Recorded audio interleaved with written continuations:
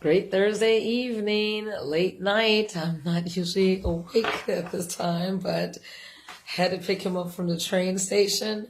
Glad to see young Timotheus. Yes, back. To God be the glory for traveling mercies.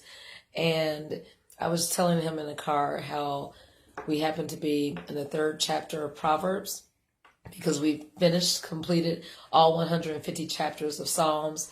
And now we're also going to go over the 5th chapter of Proverbs, since today is the 5th of March. But you said something just now, how you're like, wow, I never noticed how applicable to life Proverbs is.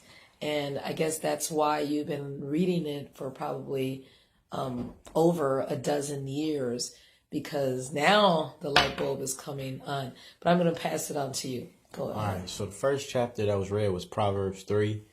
And so I guess every single verse has some powerful meaning. But right now for me, I have to say 21, my son, do not let wisdom and understanding out of your sight. Preserve sound judgment and discretion.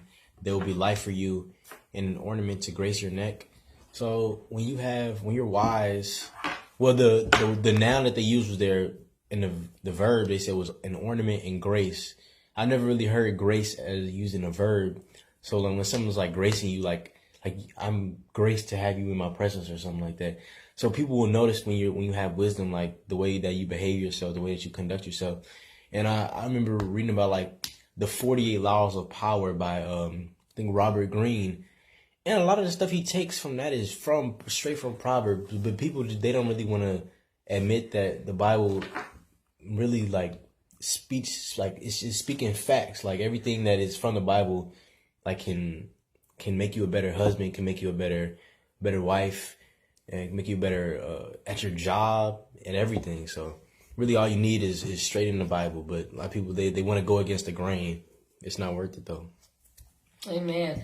From that chapter, both verse 22 and 1 spoke to me, as far as both of them mentioned the neck, how when you keep the law around you, that's verse 3, let not mercy and truth forsake thee, bind them about thy neck, write them upon the table of thine heart, let it go deep down. And then again in 22, how you said it's grace to thy neck, because it's going to protect your steps so that you will walk safely and your foot will be firm and your path will be stable and you won't stumble. So yeah, there's wisdom in that. What about in chapter 5? Probably verse, I'm trying to see what this is.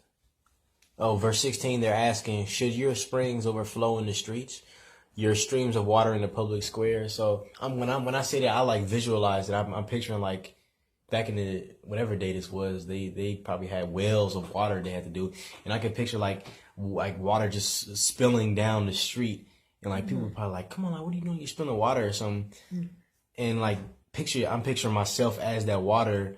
Like that water is dirty now. That water is all spilled all over the ground and stuff. It's all over the place. But you clearly value water that is kept clean, and people like filter water, spring water, stuff like that, purified water. So you want your water to be pure, and you don't want to like defile yourself. And it's easy to only focus on a lot of times girls about that, but also with men too. Like you want to make sure that you're not dirtying your water. I should say. You can read between the lines, what I'm saying. Amen. Verse 18, let thy fountain be blessed. Stay pure and strong. God will bless you in your future. Okay?